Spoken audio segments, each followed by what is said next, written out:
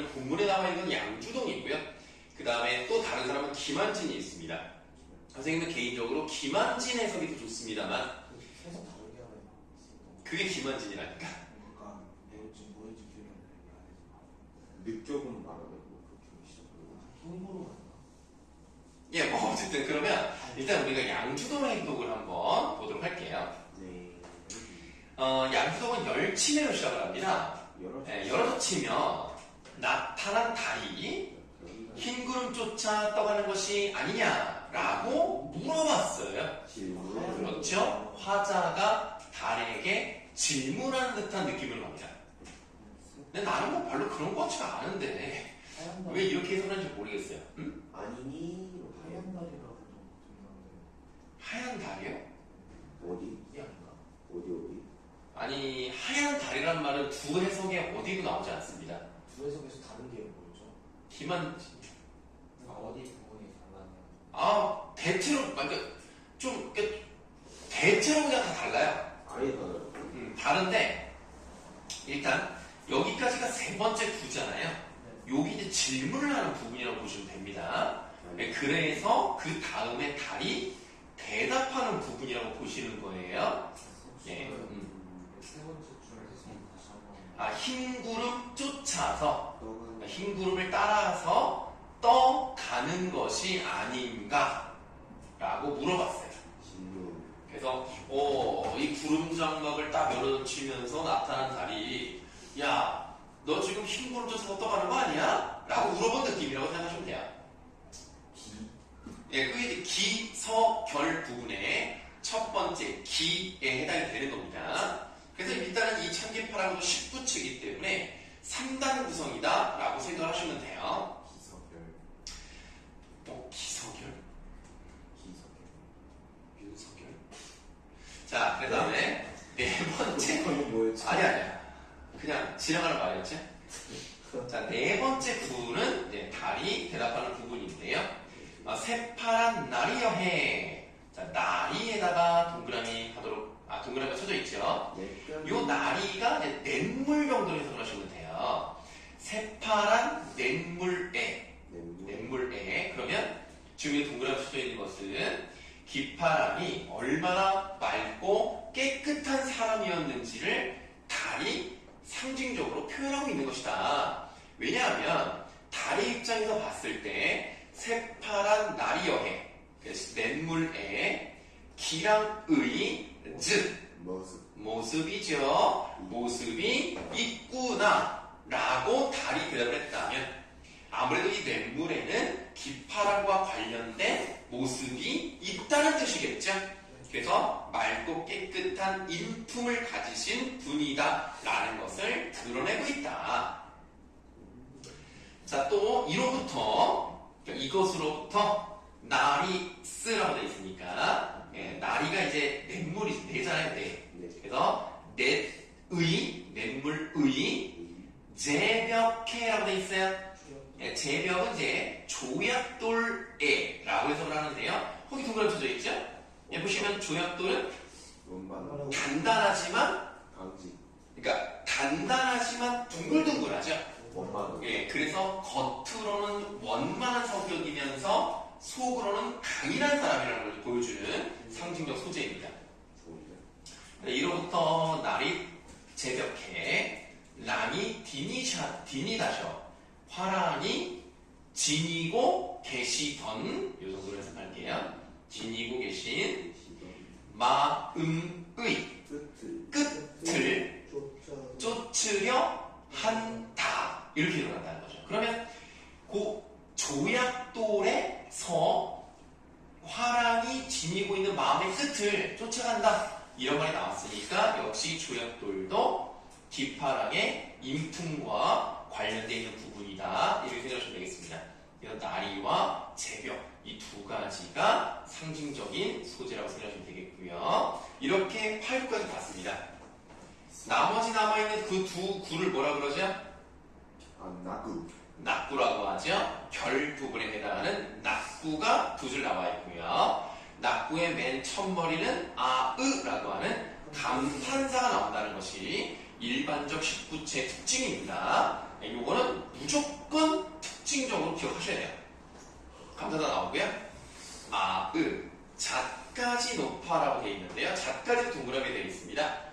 잣나무 가지가 높아요.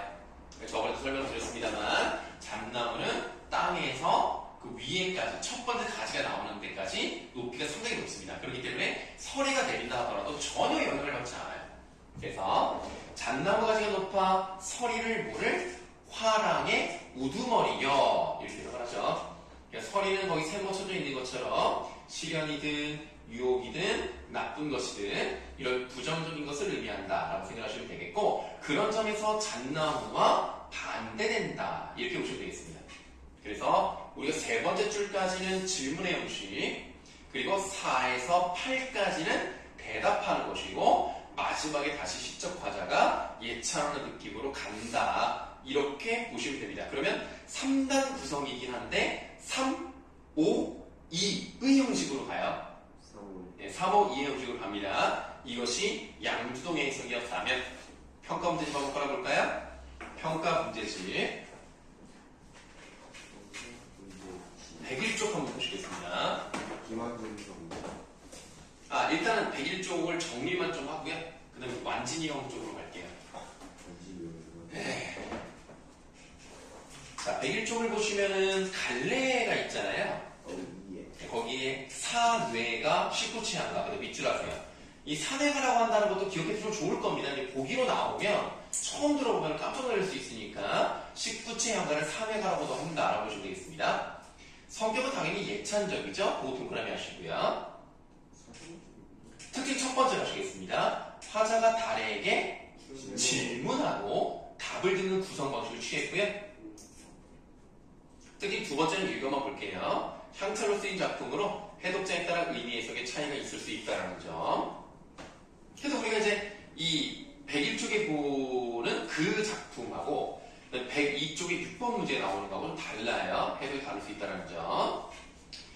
그 다음에 이제 다시 이제 특징 3번을 보시겠습니다. 3번의 밑줄. 비유와 상징을 사용하여 대상의 특성을 드러내고 시선을 구체화합니다. 그래서 아까 말씀드렸듯이 나리, 재배, 그 다음에 잣까지 이런 식으로 상징적 소재를 많이 사용하고 있다 이렇게 보시면 되겠습니다. 자, 구성 한번 다시 한번 볼까요? 1에서 3구는 질문, 4에서 8구는 달의 대답, 9에서 10구는 화자의 독백입니다. 혼잣말하는 거예요. 지금 여기서는 질문하고 대답하고 혼잣말을 하는 방식으로 가는데 이제 뒤쪽으로 가셔서 102쪽을 보시면 102쪽에 김한진 애들이 나왔어요. 6번 문제에. 자, 여기는 이제 어떻게 가나 조금 다릅니다. 자, 흐느껴 바라보매. 일단 처음부터 다르죠. 첫 부분에서는 양수동 해석은 구름 장막을 열치며, 열어 제끼며 이렇게 시작을 한단 말이야. 근데 얘는 실적 화자의 감정부터 시작을 하는 거예요. 흐느껴 바라보매라고 한다는 것은 기파랑이 지금 내 곁에 없어. 죽었거나 멀리 있거나 뭐 그런 거란 말이야. 그래서 이 부분에 보완을 해봅니다. 기파랑에 대한 그리움 같은 게 느껴져요. 그럼 누가 흐느낀다고요? 누가 흐느껴? 화자가 흐느껴. 아까는 달이 구름 장막을 제치고 나왔다면 여기서는 화자가 흐느끼면서 시작을 해. 달라 처음부터. 그래서 이슬 밝힌 달이라고 되어 있단 말이에요. 달에다 동그라미 하세요. 그러니까 기파랑과 관련된 상징적 소재가 많이 사용되었다는 점은 양쪽이 똑같아요. 그래서 그 중에 하나가 여기서 달인데요. 이 달은 이슬을 밝힌 달이고 모든 만물을 비춰주는 저 높은 곳에 우러러보는 존재이기 때문에 이것이 바로 이제 기파랑의 고매한 인품을 상징할 수 있습니다. 그렇다면 우리가 아까 봤던 양주동 해석이랑 좀 다른 점이 나와 있죠? 양주동 해석에서 다른 상징적 소재가 아니었어요. 근데 여기서는 상징적 소재로 사용이 됩니다. 차이점이 있어요. 그 다음 흰 구름 쫓아 떠간 언저리에 모래 가른 물서리에 물서리 동그라미 하세요. 요거는 비슷해요. 아까 우리가 냇가에다가 이제 표시가 되어 있는 걸 보시면은 아까 그 나리에는 기파랑의 고매한 인품이다. 여기도 마찬가지로 그런 모래 가른 물서리에 그런 맑고 깨끗한 곳에 낭의 모습 이로 분화 수풀이요. 하나가 더 추가되어 있죠? 수풀에 동그라미 하세요. 그럼 지금 물서리가 이제 물이에요. 그 물에 있는 수풀을 통해서 깃파랑의 맑고 깨끗한 그런 성품을 찾아낼 수 있었던 겁니다. 그래서 이 동그라미 치고 두 개 그냥 묶어가지고 맑고 깨끗한 성품이라고 쓰시고, 하나만 더 그냥 추가를 한다면 생명력 같은 게 잘 느껴지죠. 뭔가 살아있음. 뭔가 이게 주저앉아 있거나 좌절하거나 절망하는 느낌이 아니라 활발하게 살아있는 그런 모습을 이제 보여주고 있다는 겁니다. 여기 5번째 줄까지가 한 세트예요. 여기까지. 예.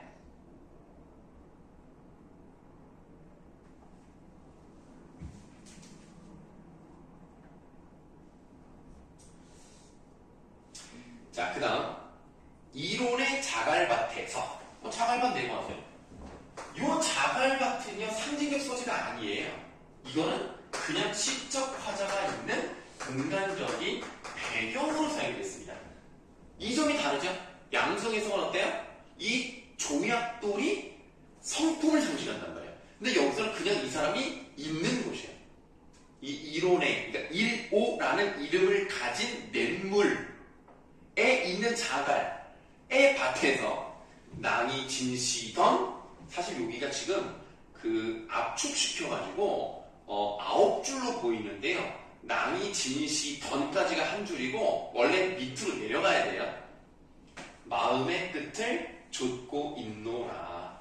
자갈밭에서 마음의 끝을 따라가고 있다. 그래서 그 사람의 성품을 생각하면서 나도 그렇게 살아야 되겠다든가, 정말 그분은 훌륭하신 분이었어라든가 이런 마음을 먹고 있다는 얘기입니다. 여기까지가 두 번째 세트가 되는 거예요. 그래서 여러분들이 눈으로 볼 때는 두 줄처럼 보이지만 아까 말씀드렸듯이 이론의 자갈밭에서 낭이 진시던 하고 이제 줄이 바뀌는 거예요. 마음의 끝을 좇고 있더라. 그래서 세 줄이 두 번째 세트가 되는 겁니다. 근데 그 다음은 이제 비슷해요. 잣가지가 똑같습니다. 잣가지 동그라미 하시고, 잣나무 가지가 높아서 눈이, 눈에다 세모하시면 돼요. 아까는 뭐 이제 서리로 해석을 했는데 여기서 이제 눈이라고 해석을 했습니다. 그래서 뭐 조금 다르긴 합니다만 비슷해요. 눈이 못 덮을 곡가리요. 곡가리에다 밑줄 하시고, 아까 우리가 양성 해석에서는 화판이라고 되어 있는데 여기서는 곡가리라고 표현했어요. 그 곡가리, 그 사람들이 쓰고 있는 모자를 형상화하는 겁니다. 그래서 요거는 이제 화랑의 우두머리라는 것을 이제 나타내주고 있는 거예요. 특히 이제 잣나무가 또 이렇게 생겼기 때문에 곡갈처럼 생기기도 했었죠. 자, 그러면 이제 또 하나의 차이점이라는 게 뭐가 있냐면, 양주동 해석은 어때요? 질문, 대답, 독백이었죠? 얘는 처음부터 끝까지 그냥 독백체예요. 처음부터 끝까지 그냥 독백체, 질문이 없어. 대화를 하지 않아. 혼자 얘기해. 그리고 맨 처음부터 흐느낌부터 시작을 한단 말이야. 그리고 그 사람이 과연 어디 갔을까? 그 사람의 마음을 따라가야지. 이렇게 생각하고 있기 때문에 애상적인 느낌이 분명 들어가 있고요. 애상적이고 안타까운 그런 마음이 들어가 있다고 보시면 되겠습니다.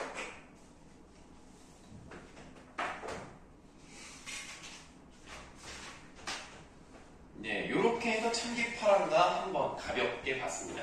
우리가 다 미리 다 배워놨던 거기 때문에 뭐 그렇게 어렵진 않을 거예요. 그러면 선생님 또 저쪽 가서 녹화를 좀 해야 되기 때문에 여러분들 평가 문제집 12번까지 한번 풀어보도록 하겠습니다. 네, 참기파란가요? 좀 힘드네요. 아무도 없는데 혼자 막 가서 막 하고 있어. 이거라도 세워주세요. 알았어요.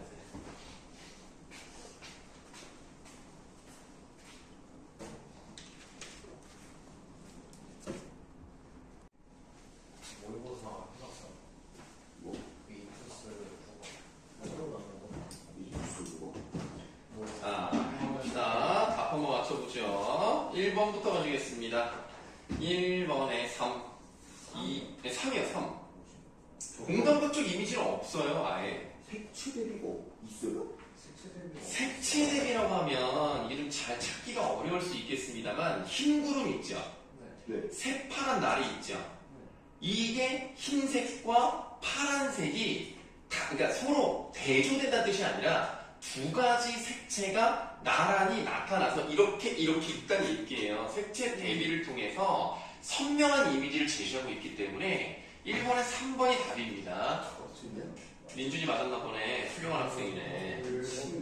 네, 요런 거는 뭐 어려운 건 아니고 요런 보기가 나왔을 때 색채들이 있구나. 흰 구름과 새파란 물.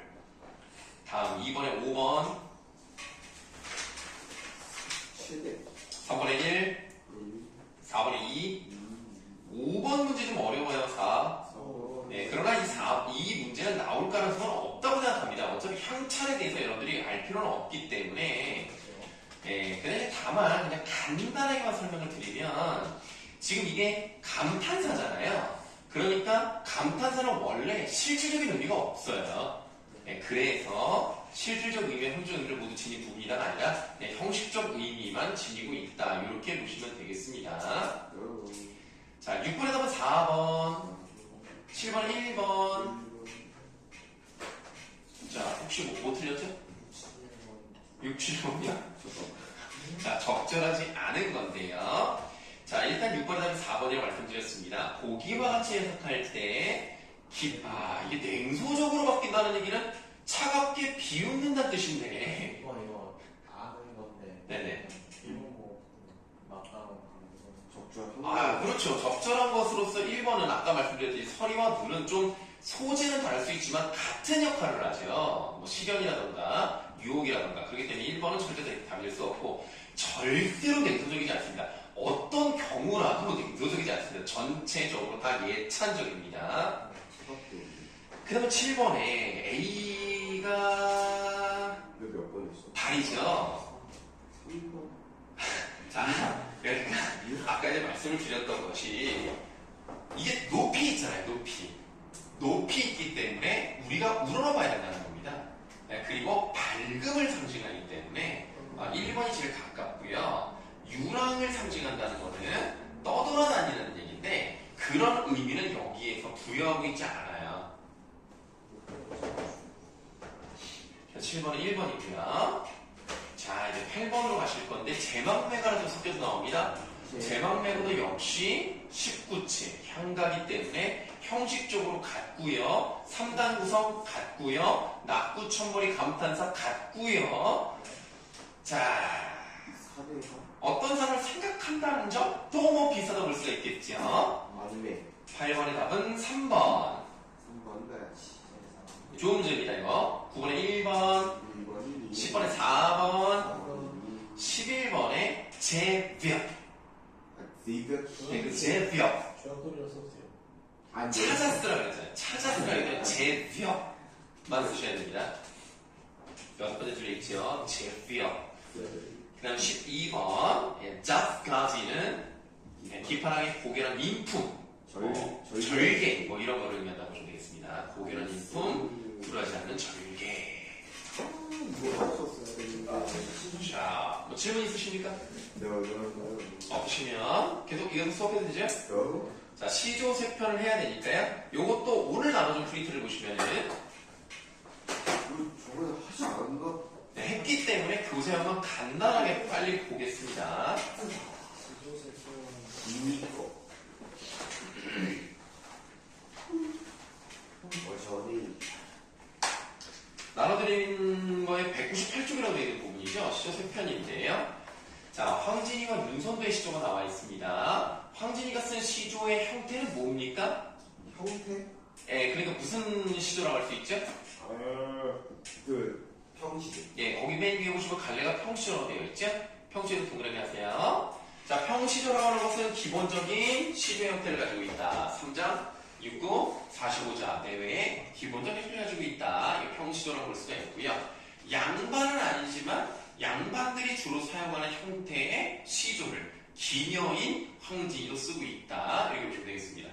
성격, 애상적 동그라미 하시고요. 특징 1번에 영탄적 어조라고 되어 있는 부분에 동그라미 하시면 되겠습니다. 그 영탄적 어조가 맨 처음부터 나오죠. 어저 이렇게 시작하는 부분 나왔습니다. 자, 어저 내 일이야. 자, 내가 한 일에 대해서 지금 후회를 하는데요. 그리워할 줄을 모르더냐라고 되어 있습니다.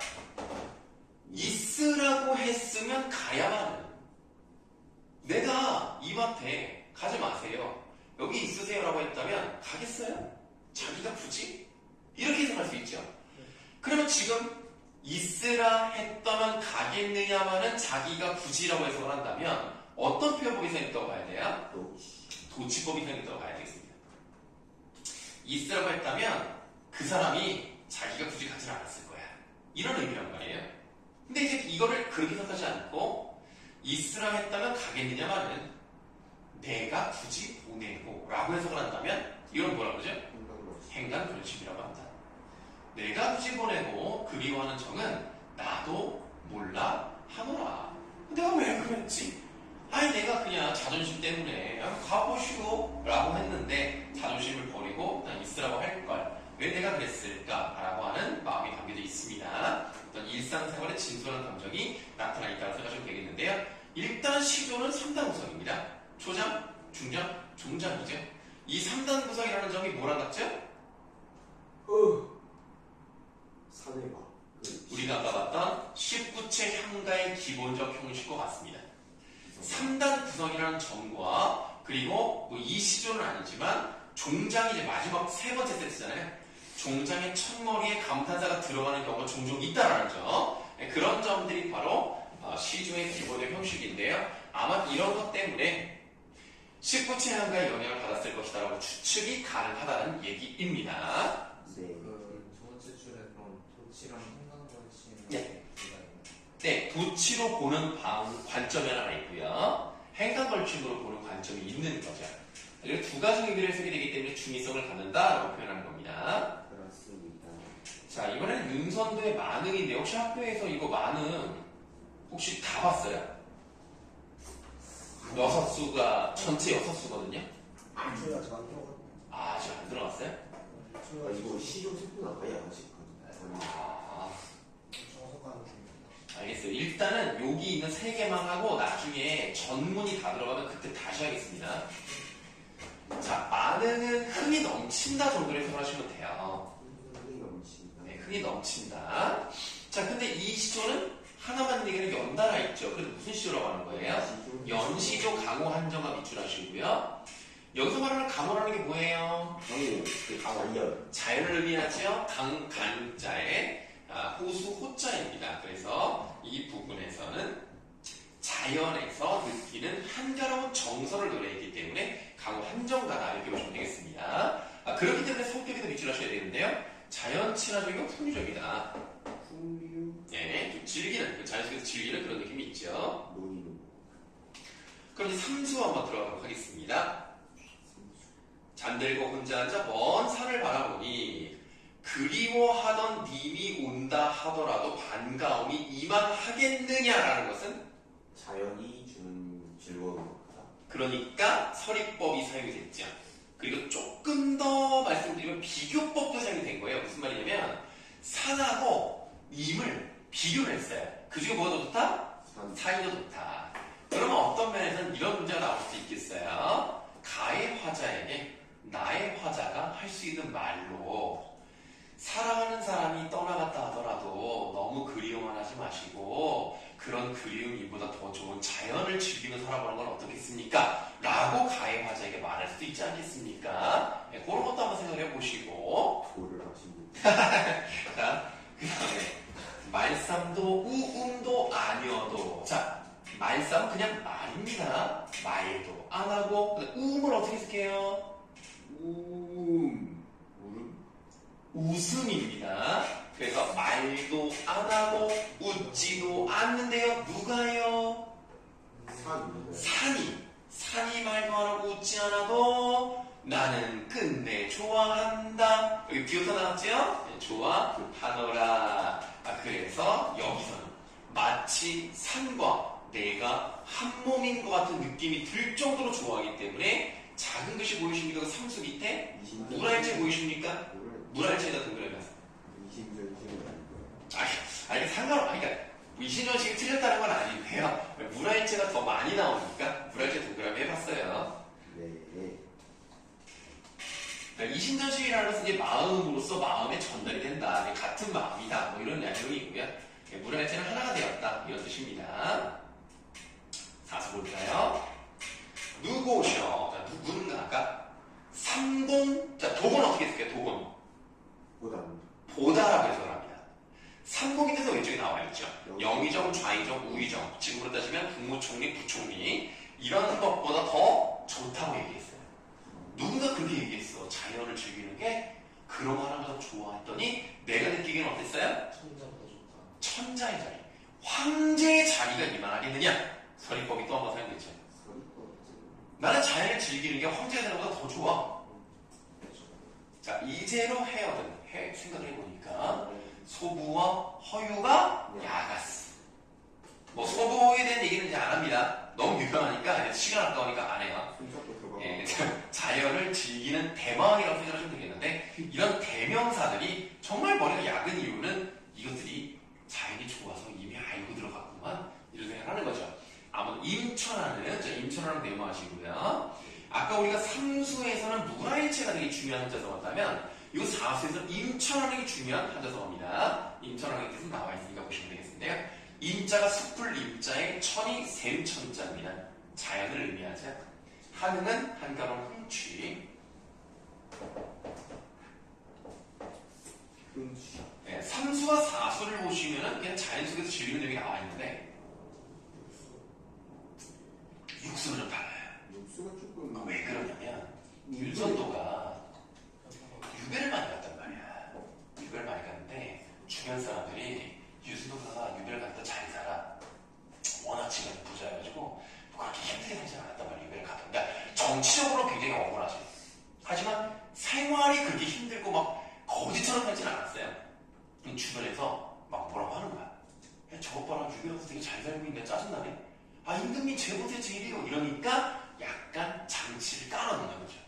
결국 이게 다 임금님 덕분이다. 물론 이게 정철을 따라가지 못합니다. 정철은 진짜 대단한 사람이에요. 근데 윤석열은 그 정도까지는 아닌데 그럼에도 불구하고 임금에 대한 얘기가 나와요. 강산이 좋다 한들 내 분수로 내가 뛰어나서 부었겠어? 아니야. 그러니까 서리법이야. 지금 서리법이 연달아서 했어요 지금. 임금 은혜를 이제 더욱 알겠습니다. 아무리 임금 은혜를 갚고자 해도요 제가 할 수 있는 일이 없네요. 정말 너무너무 은혜가 뛰어나 내가 어떻게 갚을 수가 없겠어요. 이런 얘기를 하고 있는 겁니다. 그래서 이렇게 마지막에 임금님 얘기를 좀 하는 것을요 충신 연주지사의 성격이 있다라고 표현을 합니다. 그리고 좀 다르게 말하면 강호가도라고도 얘기할 수가 있는데요. 충신 연주지사라는 것은 충성스러운 신하가 임금을 사모하는 노래라는 뜻입니다. 여기서 이제 그런 부분이 나타나있다고 보시면 되겠고요. 강호가도라는 것은 자연 속에서 즐거움을 노래하면서도 도리를 잊지 않고 얘기하는. 그러니까 그 도리에는 뭐 유교적인 것들이 들어가 있는 거죠. 유교적인 가치관 그리고 뭐 충, 효 뭐 이런 것들을 잊지 않았다. 그러면 강호가도라고도 얘기를 합니다. 네. 자, 그 다음에 마지막 사설시조 하나 보면 되겠죠? 여기 사설시조 동그라미 하시고요. 사설시조는 대체로 풍자적, 비판적, 해학적. 다 밑줄 하세요.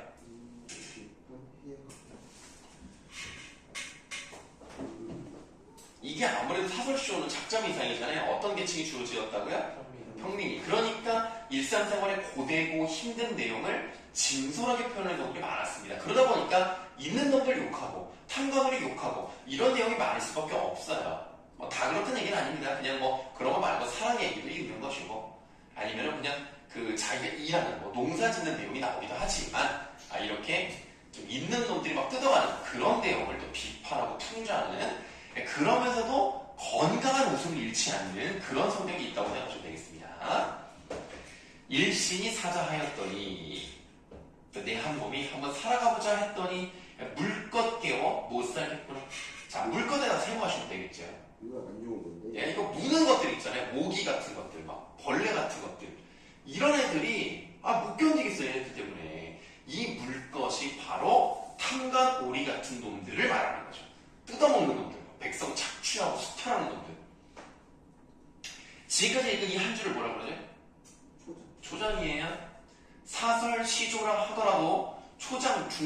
중장 3장으로 이루어져 있는 것은 평시도와 같습니다. 중장이 좀 길. 네, 중장이 많이 길죠. 그러니까 이게 초장도 좀 길거든요. 사음보로 떨어지지 않아요. 일신이 사자하였더니 물것 깨워 못을 달래다. 조금 급해. 사음보가 억지로 맞아. 조금 길어졌는데 중장이 진짜 길고요. 종장도 길어요. 그러니까 초장은 좋아. 그냥 사음보로 쳐. 근데 중장은 뭐 사음보가 아니라 뭐 16음보? 굉장히 길고요. 종장도 좀 많이 길어졌죠? 그러나 중요한 건 3장이라는 것은 바뀌지 않는다는 거. 그거는 좀 알아두셔야 되겠습니다. 네.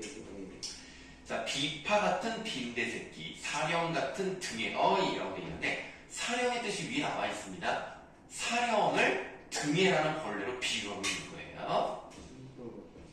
그 다음에 깔따귀, 사마귀, 센바퀴, 누른바퀴, 피껴, 그러니까 피껍질 같은 가랑리, 보리알 같은 수퉁리, 줄임니, 굶주림니, 갓간이, 잔벼룩, 외벼룩, 뛰는 놈, 기는 놈의 다리 기던 모기, 불이 뾰족한 모기, 살찐 모기, 여인 모기, 그리막 뾰루기, 심한 담비루에 더 어려운 여러 가지를 쫙 나열했으니까 열거법과 예시가 사용됐다고 보시면 돼요. 이렇게 수다스럽게 이렇게 나가는 게 재미를 추구하는 부분이다. 그래서 이렇게 수다스럽게 열거하는 것 자체가 해학적인 거예요, 여러분들. 그래서 해학적이라고 생각하셔야 됩니다. 사설시조가 다 해학적이지는 않습니다만 내가 볼 땐 95% 해학적이에요. 진짜 모르겠으면 그냥 해학적 고르시면 웬만하면 맞아요. 자, 그 다음 그 중에서도 차마 못 견딜, 진짜 내가 도저히 못 견디겠는 것은 5, 6월 복다림의 쥐파리가 아니라 쥐파리. 세모하시고 얘가 제일 센 놈이야. 얘가 제일 나쁜 놈인가 봐. 단가놀이. 예, 단가놀이 같은 거겠죠. 자, 우리가 지금 일단 시험 범위이지만 학교에서 하지 않은 걸 하고 있어요. 그래서 아까, 그러니까 선생님이랑은 이미 다 했지만, 그 교사형을 지금 보고 있으면서 앞에서 찬디파라가 뒤쪽에 있는 구지가라든가 여수자 우중문시를 일단 안 했어요. 네, 일단 그 전에 수업은 다 했어요. 네, 그러나 지금 하지 않았다는 얘기고요. 그 다음에 200쪽에 나와 있는 동동도 일단 보지 않겠습니다. 이것도 일단은 들어가진 않을 것 같아요. 왜냐면 너무 길어요. 전문이 다 들어가면 너무 길기 때문에 이거는 아닐 것 같고. 이거 근데 거기에 나와요. 어디요? 그 학교 프린트에 나와요. 학교 프린트에 있어? 네. 여기 프린트. 아유운동 다리랑 진달래꽃 나왔어요.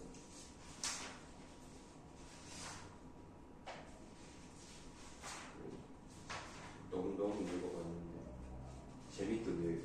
어디 갔지? 아유운동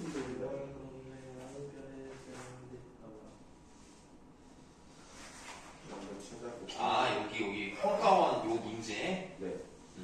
아웃이 나와가지고 볼 수도 있지 않을까.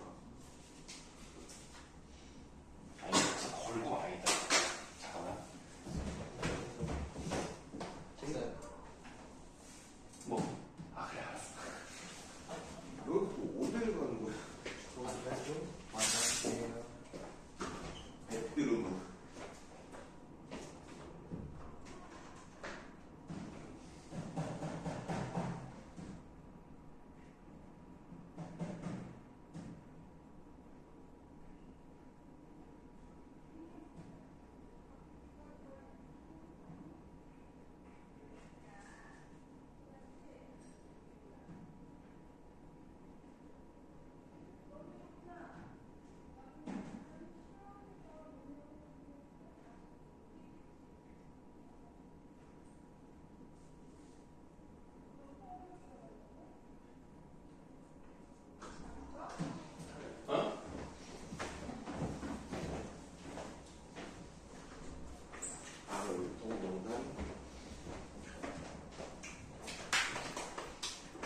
오늘 4시점 정비 나가요? 시간이 되면 나가려고 어떻게 될지 모르겠네. 그럼 오늘 애들 없으니까 그냥 한번 10시까지 할게. 아니 나 녹화해야 할 시간이 있어야 되잖아. 그럼 이렇게 안 나오면 내가 너무 힘들어.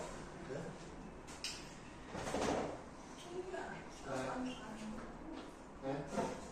수학 교재비 많아? 아, 네. 아이고 애가 자, 그래서 시조세편 한번 봤고요. 일단 넘어가서 그리고 그 뒤에 있는 것들을 일단 넘어갈게요. 일단 넘어가시고 사시남정기를 한번 가보도록 하겠습니다. 요거는 선생님이랑 한 번도 수업을 해본 적이 없기 때문에 요거는 필기하면서 가도록 하겠습니다. 대충 어느 정도 내용은 아는데 이거 연수 나와. 네, 여기서 아는 사람이야?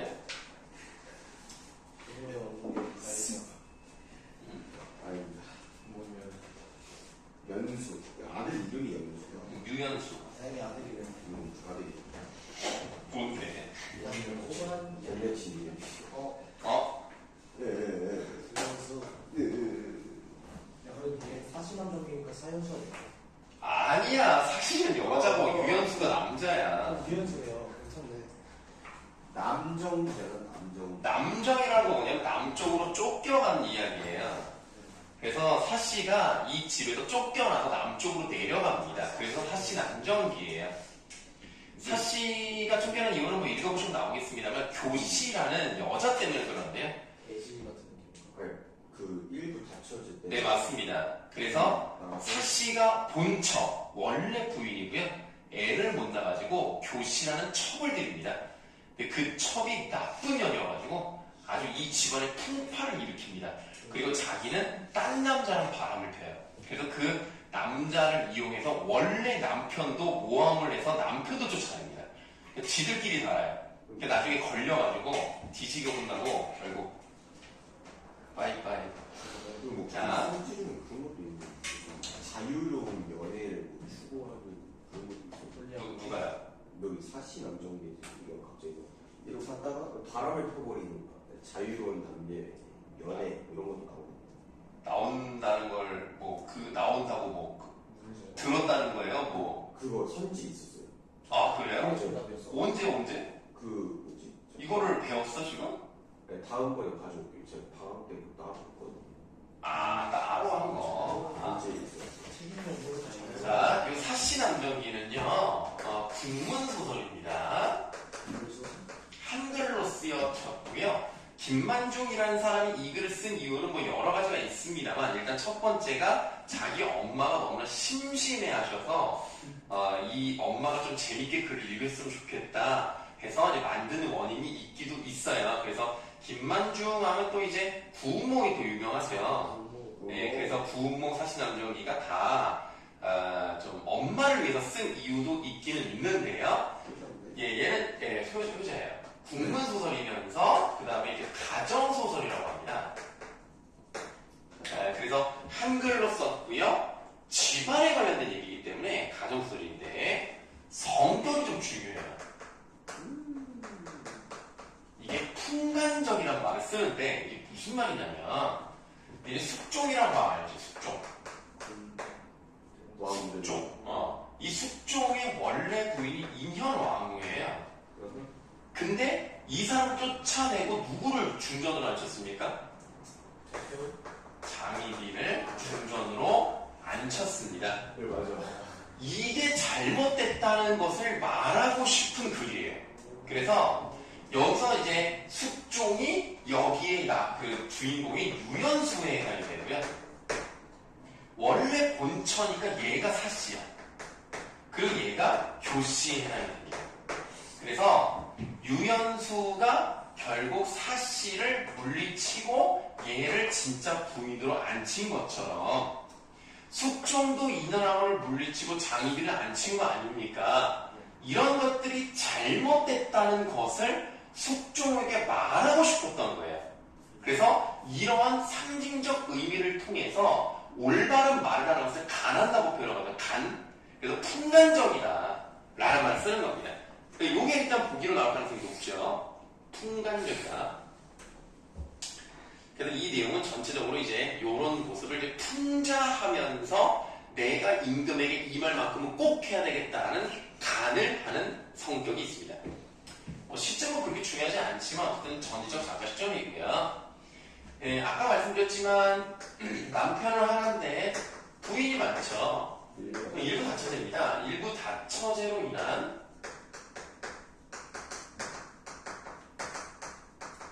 척척 갈등을 나타내는 거예요.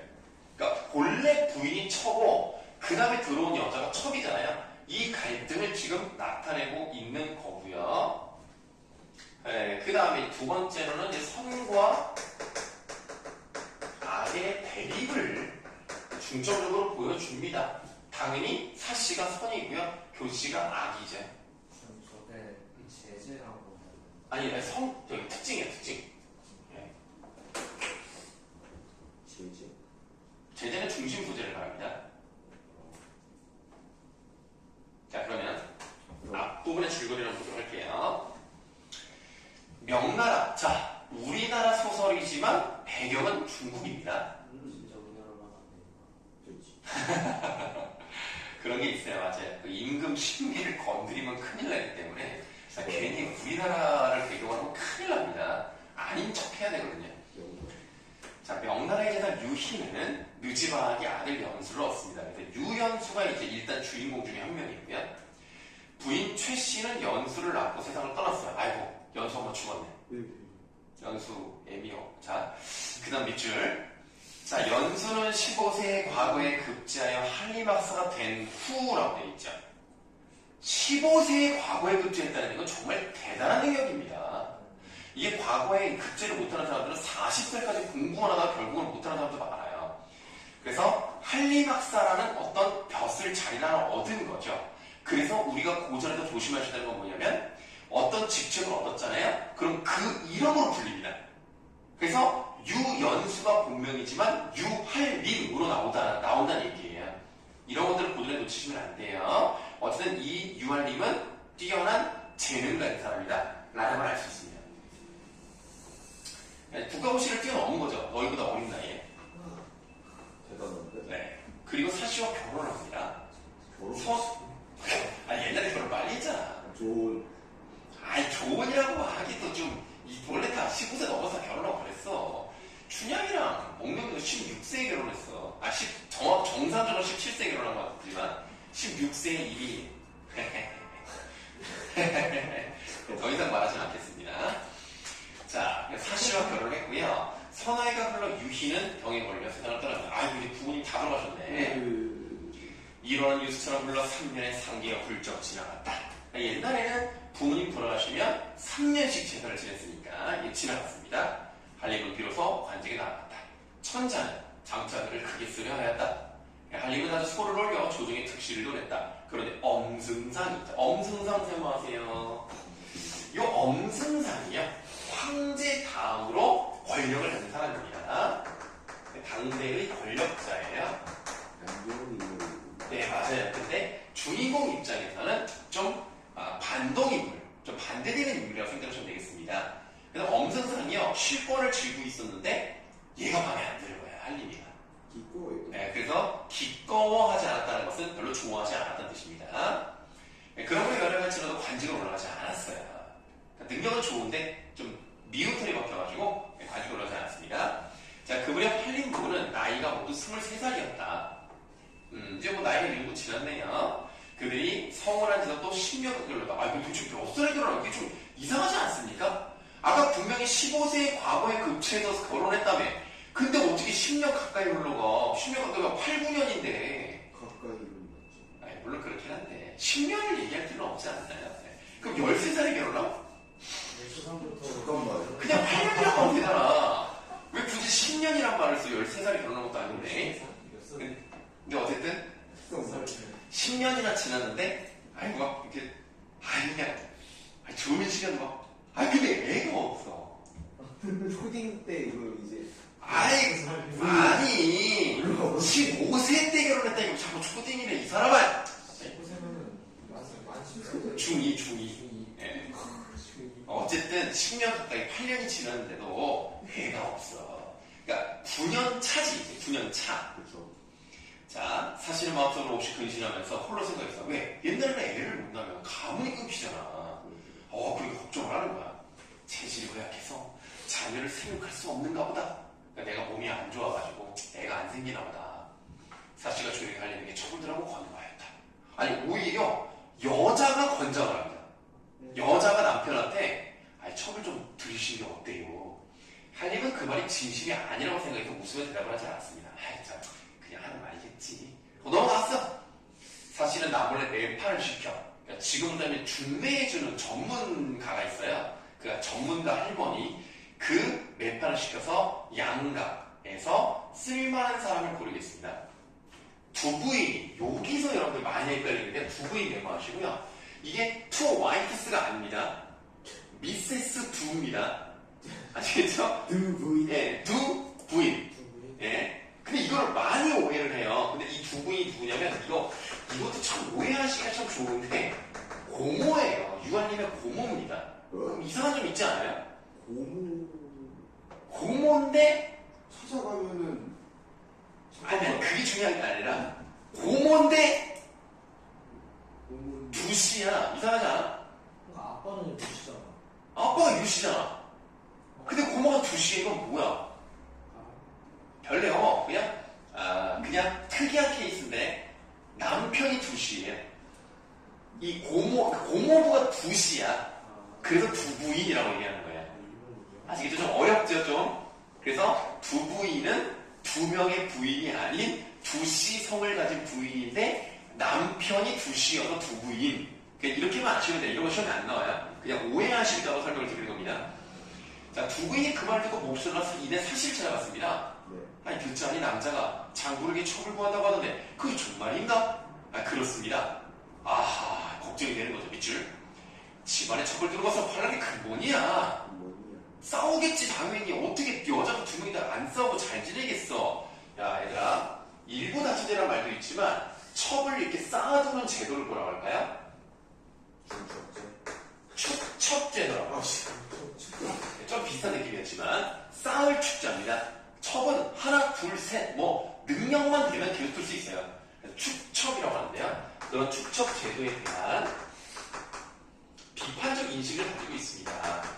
분명히 여자가 하나 더 들어오면 사랑이 나눠지고 그럼 싸울 수밖에 없지 않느냐. 안 된다. 한 마리의 말에는 두 개의 안장이 있을 수 없고 한 그릇의 밥에는 두 개의 수저가 있을 수 없잖아. 비록 장부가 원한다 하더라도 오히려 만류를 해야 된다. 그런데 하물며 스스로 구해야 한다는 말인가? 첩이 존문, 이 존문이라는 게 저 발음 잘하셔야 돼요. 존문, 귀하신 가문. 예, 그 존입니다. 그렇죠. 존중하다 할 때 그 존이에요. 그 귀한 가문에 들어온 지 이미 9년이나 지나갔습니다. 그렇죠? 9년이 지난 건 맞죠. 9년 차니까. 예, 그러나 아직 자녀를 하나 두지 못했습니다. 옛날 법도에 따라서는 응당 매침을 당해야 할 것입니다. 옛날에는 물론 여자가 애를 못 낳는 것이 여자 잘못이 아닐 수 있었음에도 불구하고 칠거지 악약을 해서 가장 나쁜 죄악 중에 하나가 여자가 애를 못 낳는 거. 그럼 막 쫓아내도 아무 할 말이 없는 거예요. 그러면 나는 쫓아냄을 당할 수 있는 여자임에도 불구하고 내가 지금까지 버티고 있었다. 그러니까 내가 어떻게 더 이상 애를 가지려고 노력을 하겠는가? 안 된다. 이제 다른 여자가 들어와서 애를 낳아야 된다. 하물며 소실. 이게 원래는 작은 집이라는 뜻이에요. 작은 집. 여기서 첨을 말합니다. 하물며 소실을 끌어낼 수 있겠습니까? 두 부인이 또 설득을 합니다. 자녀의 생육이 빠르거나 늦으면 천수에 달린 것이야. 사람들 가운데는 간혹 30이나 40살 이후에 처음으로 자식을 낳는 경우도 있지. 낭자는 이제 겨우 20을 넘겼어. 어찌해 그처럼 근심을 지나치게 하는가? 첩은 타고난 체질이 허약합니다. 나이는 아직 늙지 않았으며 혈기가 벌써 20살이 저와는 다릅니다. 월사가 뭐냐면 월경, 생리현상이요. 월사가 또한 주기가 모르지 않으시오. 이러면 사실 애기 낳기 어렵죠. 왜냐하면 배란이를 정확히 알아야 수정이 되는데 이게 고르지가 않으니까 그냥 막 아무 때나 그냥 안 되는 거야. 이게 안 맞는 거지. 그러니까 수정이 안 돼. 자, 그래서 이는 천만이 홀로 아는 일입니다. 하물며 밑줄 일첩은 인륜의 당연한 도리입니다. 와, 이거는 사람이라면 당연히 지켜야 하는 본부인 하나, 본첩 하나. 이거 너무나 당연한 거 아닙니까? 라고 생각한단 말이에요. 그래서 오히려 사씨가 이 첩을 두는 관습을 당연시한다는 점. 그러니까 이 사람은요, 비판적으로 본다면 너무 가부장적인 제도에 빠져있는 여자야. 그러니까 너무 그런 거를 잘 지켜. 그러니까 어떻게 보면 여성 입장에서는 첩이 없는 게 좋잖아. 물론 자기가 애를 못 낳는 게 좀 걱정스러울 수는 있어도 첩을 들인다는 것은 이 집안을 위해서 자기를 희생하는 거 아닙니까? 그럼 좀 너무 거기에 빠져있다는 점에서 비판할 수 있어요. 첩에게 비록 관저의 덕은 없습니다. 관저의 덕 나와 있어요. 뭐 그런 사람이래요. 문왕이라는 사람이 있었는데 아내가 되게 훌륭한 여자였다가 첩에게 비록 관저의 덕은 없습니다. 그렇지만 또한 세속 부녀자들의 투기하는 습속은 본받지 않을 것입니다. 내가 이렇게 관저와 같은 사람처럼 아주 훌륭한 사람은 아니다. 그러나 첩이 들어온다고 해서 막 머리끄댕이 잡고 싸우고 시기하고 질투하고 이런지는 않을 것이다. 중요한 보여주고입니다. 자, 유한임은 사씨의 권유에 따라 집으로 들어가 백자당으로 갔다. 너 뭐라는 거야 지금?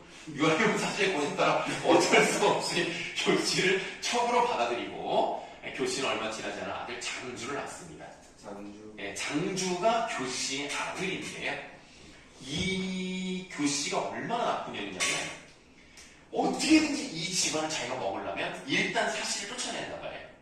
사씨가 진짜 천의 못된 년이라는 걸 모함을 해야 된단 말이에요. 그래서 나쁜 거 다 누명 씌우는 것도 못해서 심지어는 자기 아들을 자기가 죽여요. 그리고 사씨 때문에 죽었다고 거짓말을 합니다. 진짜 지독한 년 아니야? 완전 진짜 지 아들을 그렇게 죽여. 무섭지 않냐? 거의 뭐 사이코패스야. 자, 그리고 지금 뭐 뒤에다 내용이 나오겠습니다만 일단 얼마 뒤에 또 그 사씨가 아들을 또 낳아요. 그러니까 이게 참 꼬이려면 또 꼬이게 되는 거야. 그러니까 이 교씨 입장에서는 이거 자기 입지가 이제 불안한 거야. 이거 어쨌든 본초의 자신도 중요하잖아. 그럼 나 완전 쩔이 되는 거 아닐까? 애가 그때부터 나쁜 짓을 막 이제 막 그런 내용인데. 자, 그날 저녁 한림은 성원에서 집으로 돌아가 백자당으로 갔다. 하지만 술에 취해 잠을 이룰 수 없어 난간을 의지하고 앉아있었다. 마침 달빛은 대낮처럼 밝고 꽃 그림자가 창문에 가득하였다. 한림이 앞에 없으네. 자, 한림이 교씨에게 명하여 노래를 부르게 했다. 교씨는 감기가 들어 목이 아프다는 구실로 사양하였다. 한림이 다시 말했다. 그렇다면 검고를 대신 타게. 교씨는 그 명도 역시 따르려 하지 않았다. 한림이 제감 재촉하였다. 그러자 교씨는 문득 앉은 자리가 젖을 정도로 눈물을 펑펑 흘렸다. 한림은 괴이한 생각이 들었다. 아니, 자네가 내 집에 들어온 이래 지금까지 불편한 미생을 본 적이 없었네. 오늘은 무슨 일이 있었기에 그렇게 서러워하는가? 교씨는 대답도 하지 않고 더욱 붓을피 물었다. 계속 관종이죠. 지금 계속 관심 먹고 싶은 거예요. 한림이 굳이 그까지를 물었다. 마침내 교씨가 입을 열었다. 하문하시는데 대답하지 않는다면 상공에게 죄를 넣고 대답을 하다만 부인에게 죄를 얻을 것입니다. 약간 어떤 느낌이야? 그러니까 지금 내가 이렇게 막 노래를 하지 못하는 이유는 사씨가 나에게 뭐라고 했기 때문에 내가 그걸 그대로 말한다? 그럼 나 이 여자한테 죽을 수도 있어요. 그러니까 대답을 안 할 수 없고 대답을 할 수 없고 어떡하죠? 약간 이렇게 거짓말을 합니다. 그래서 대답하기도 어렵고 대답하지도 않기도 또한 어렵습니다. 우리 꺽쇠를 잡으시면 되겠습니다. 꺽쇠는 길었는데요. 결국 사실 모함하는 거거든요. 이제 자, 사실을 모함하기 위해서 거짓말을 하는 건데요. 교묘하게 말을 합니다. 자, 교묘한 언행으로 관심을 끌고 있어요. 이런 걸 보면 상당히 주도면이라는 여자예요. 그리고 교활하죠. 여우구만. 네, 아주 불려워가 들어온 거야. 그래서 예를 들면 그런 겁니다. 뭐 뒤에 내용이 좀 다르긴 합니다만 이런 거예요.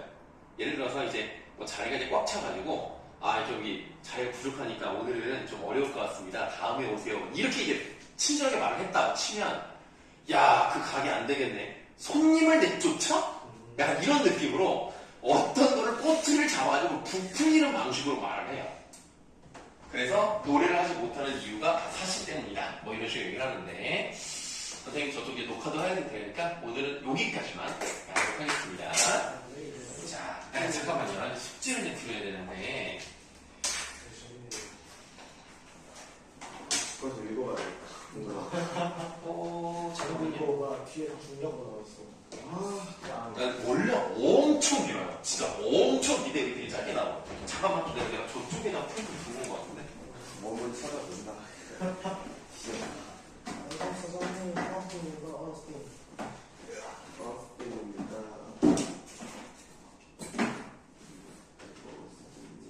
오늘 왜 이렇게 많이 줬어요?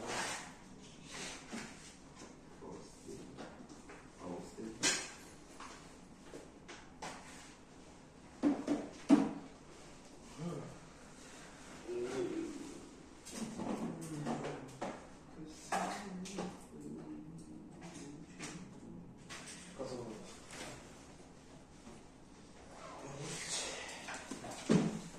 승모 오늘은 많은 어머니 차를 타고 간다. 어머니 차야? 일단 걸어가. 속이 걸리네. 야, 버스 지금 81번 10분 나왔다. 60번이 지금 60번이 이렇거든. 연달아서 또 나와. 저기 10분 나왔어. 버스가 10분 나와. 타이밍스 어디가? 아, 잠깐만. 아니 그게 60번은 일단 빠이빠이고. 이상하다. 왜 그게 없지? 가방에 놓고 오시면. 그런가? 숙제는 그러면 이걸 이게 나 이거. 여기 이제 이거 일단 받으세요. 이거 받으시면 여기 이제 오늘 배운 것뿐만 아니라 다른 것도 있긴 있어요. 그래서 나상이랑 청계파랑가랑 시도 세편 수의 비밀 여기는 다 배웠잖아요. 앞으로 올 거야. 요근에 관련된 걸 다 풀어주면 돼요. 괜찮습니다. 지금 이거 안 하면 선생님이 자, 빨리 가세요. 안녕. 안녕. 지금 사실은 뭐 부정한 거 같아. 부정한 거 같아. 근데 지금 81번 안 타면 20분이야. 안녕히 계세요. 내가